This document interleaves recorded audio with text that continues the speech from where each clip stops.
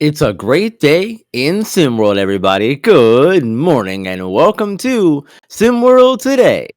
I am B Ron this morning, and joining me not as always, but joining me this morning is Rick Plays. Rick, good morning, man. Good to have you here with me.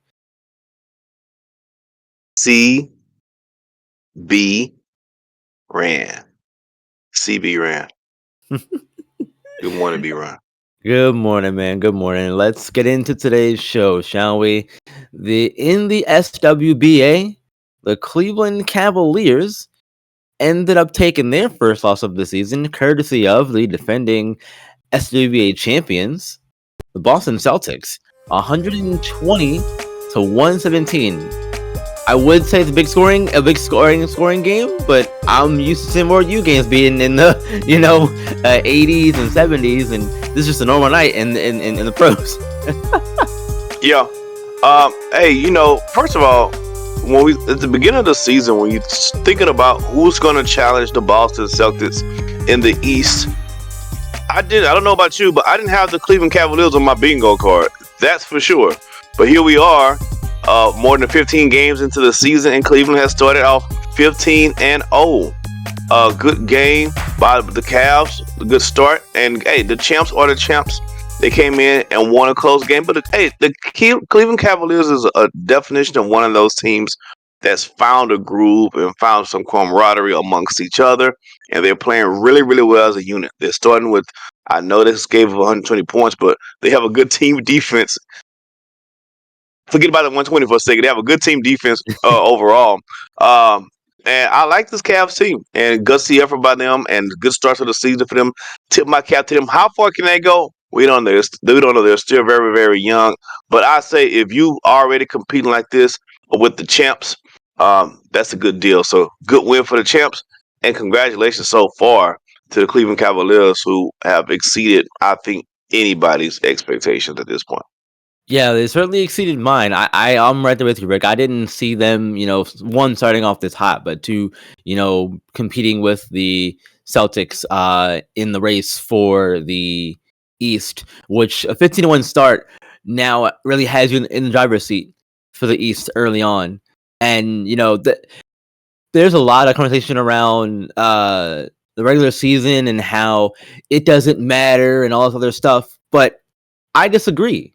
It really does matter, and this is the reason why. When you start off 15-1 like this, like I said, you have yourself in prime position to be a contender long term, barring a disastrous second half meltdown that puts you in position to continue tumbling further in the second part of the season, Rick. Absolutely.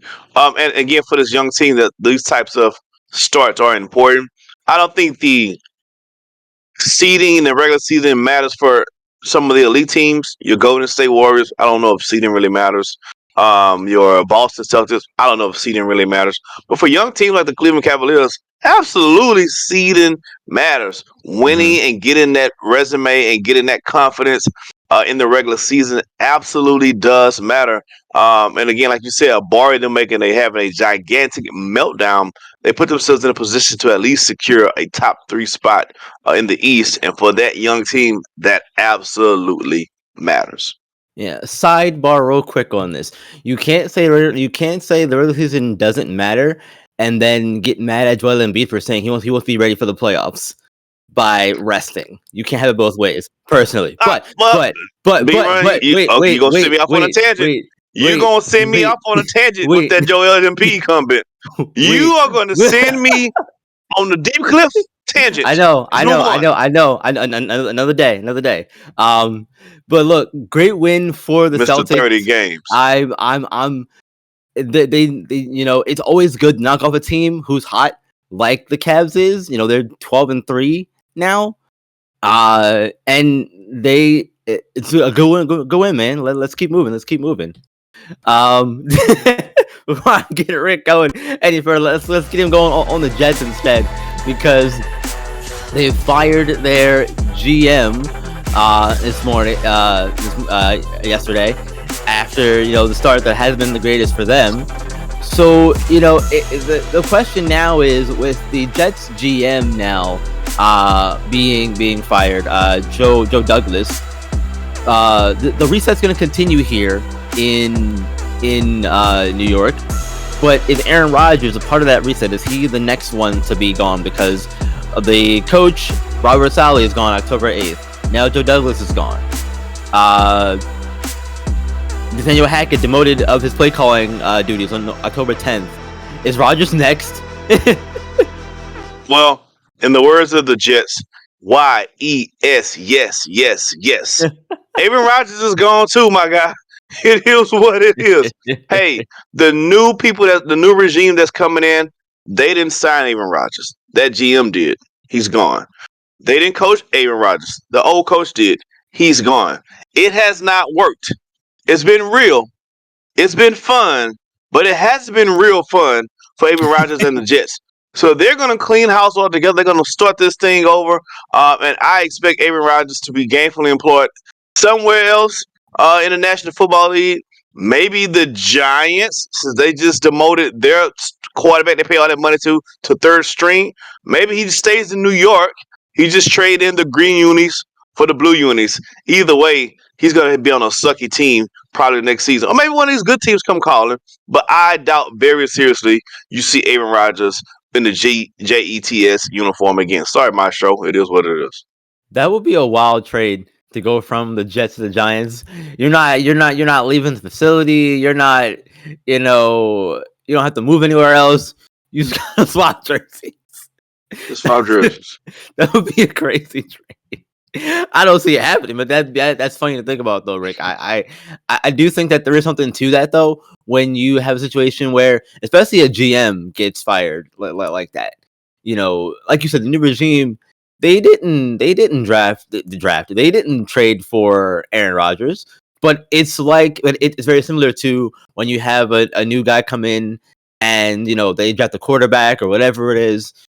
And the new GM comes in and they don't want him; they want somebody else. So they go get the guy they want by getting rid of the other guy. So how much you have to suck. You know how much you have to suck as a GM for them to fire you in the middle of the season. Coaches, yeah, because you can get like the assistant coach to come up, step up, because he's been on the court, the field the whole time. But a GM, there's no GM in training that's just sitting in the wing. Like they just say, yo. This whole left wing, my dog, just clear it out. I don't want nobody here. I got it. Because we ain't doing no better. We might well go ahead and put ourselves in position for a draft pick. Because they ain't doing no better. Y'all get out of here. We'll see y'all later. That's crazy, but I understand it. Yeah, it's, Rodgers, he's going to be 41 this coming year, but before the year is out. He's, been injured for a bit of time here. Missed all this first season with the Jets due to injury. It really hasn't been a good time for Aaron Rodgers since leaving the Packers and going to the Jets. So it's look, some people need to learn to let it go or leave while they're on top. And I feel like in some respects, Rodgers was on top in terms of legacy anyway. Now it feels like his legacy is going to be a little tarnished due to his last few seasons here with the Jets. So that doesn't help at all for him to bring it back to Rodgers for a second. Yeah. Hey, my man got a lot of money.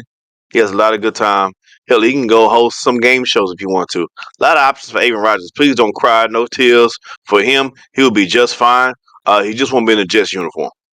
Yeah, he'll be just fine. I definitely agree with you there. Yeah, but you know who's not fine? Memphis. Memphis is not fine at all because they lost last night and they took an upset thanks to Colorado, 93-94, no less. Big upset win, 1-point win for the Buffaloes at home. Brian Vaughn had a huge game, 31 points. 31 points. Sorry, numbers here. 31 points, 13 rebounds, and 2 assists in the win for the Buffaloes last night. Huge game for Brian Vaughn. Let's say Outlaw did what he does too. He had 25, 35 points, 7 rebounds, 7 assists. He tried his best, but it wasn't enough for the Buffaloes to not get the upset win. And it's the second in a row too. They're goddamn skinny, man. That goddamn skinny cut. Hey, man. Look here, man. All that put that to the side. It's hard to put that to the side, but put that to the side. Good win for the Buffaloes. I mean, I don't know other way to put this. I don't see a world. I don't see a multiverse where in any other scenario where Colorado beats Memphis, except this one here. I think if Doctor Strange was to come in and rewind time and have them to play 100 more times, Memphis would win 99 of those times. This happens to be the one. We happen to be living in the time right now of our Lord and Savior Jesus Christ where Memphis will lose this game to Colorado because they had no business losing this game. But alas, here we are. They did lose this game. Colorado got a really good win at home, and Memphis is now knocked out the top 11, top 15. They're gonna be dropped down for sure. And Skinny Kruger strikes again. And look, the comeback story of Brian Vaughn has been really great so far. This is another one of those nights where you see it again. Former NBL player. He did play in some more prep, had his issues there, as we all know. But now look at him.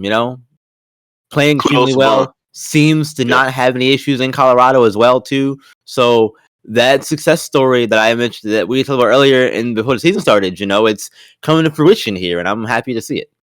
Yeah, and also it helps that the state of Colorado has some things that are legal.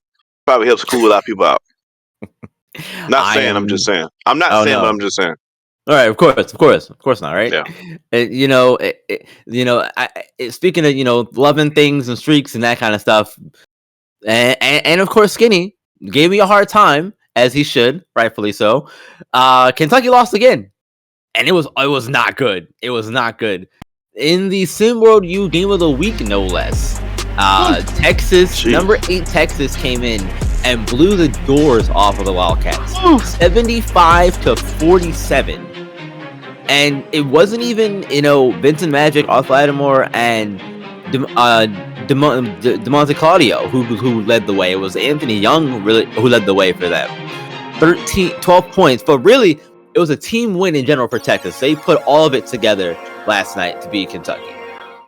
Yeah, I mean, this is the worst Kentucky. This is the worst I've ever seen Kentucky play. Shot 37% as a team. That's the worst percentage they've ever shot this season for sure. They just came in and they just got their ass whipped, man. They just got their ass whipped. There's no pointed storyline. I can't. Sometimes in life, you just get punched in the mouth. Sometimes it is what it is, right? Last night was that night, man. They just got punched in the mouth, bro. And like Tyson says, everybody got a game plan until you get punched in the mouth. And UK got punched in the mouth over and over and over and over and over and over again. And before you know it, it was a bloody mess. And here we are, blood on the dance floor. It just got punched in the mouth, bro. I don't have any eloquent way of saying that. I think the matchup for UT and Kentucky favors UT. Sometimes you have those teams where for whatever reason you just don't match up well against. I think that's what we found out today. Vince Magic, the whole team was. Now I say this: some of the guys on the UT team was extra special last night. Mm-hmm. The guys that we don't really call on the set sheet was putting up some nice little points last night. Again, I just think it was one of those things. The stars and the moon was lining up really, really good. Can UT beat Kentucky? Yes. But can UT beat Kentucky like that on a normally? Nah, you don't normally see Kentucky beat like that. But I think, again, you get punched in the mouth so many times, it becomes a no mas situation. And Kentucky was yelling no mas, white flag before halftime. Yeah, absolutely. Well, look, let's get into our wrap-up of SimWorld U action last night. Number 5, Georgia Tech survives Auburn at home 66-64. Donta Walker lead the way with 30 points, scoring 6 in the final few minutes of that one. Next up, Purdue snaps LSU's 3-game win streak, 37-69, while holding both Jay Slaughter and Andy King to 19 combined points. And then Ohio State came back to their winning ways, beating Ole Miss 56-55 in an ugly game.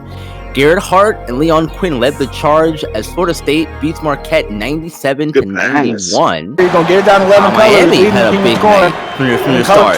Vin McLemore scored 23 points in an 86-73 win over SMU.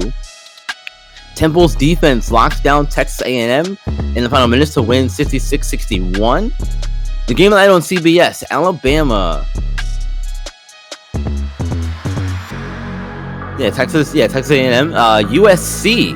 J-Mo's Dunkathon helps USC blow out St. John's 91-68 in that one. And Washington, team effort from the Huskies, beating Georgia 64-53. And then the game of the night on CBS, Alabama. Man, they survived that Gonzaga game, and thanks to Levin Cutler, 76-74. I didn't see it on the sheet here also, but Washington State, highest game of the night, and they beat Missouri 116-90. That's gonna do it. Shout out to Gonzaga, man. I know he was a top 5 team, but I was playing them kind of weak. They played really, really, really good. They almost got a win over Alabama, but in the words of Brandy, almost doesn't count. But shout out to them. Oh, exactly. Shout out Gonzaga. Well, look, great show. Thank you, Rick, for joining me on SimWorld this morning. Appreciate you as always. You guys know what to do too, right? Like the video, subscribe to the channel. You know, when all of our shows, games, streams go live for you all. We have some SimWorld U action tonight as well. First game is going to be at 8:30, Florida and Oklahoma at 8:30. And then at 10 o'clock, it's Arkansas and UNLV. Look out for those games tonight on SimWorld TV. Rick Blaze, I'm B-Ron. SimWorld is the only place you can see the game, be the game. We'll see you tomorrow. Yes, sir.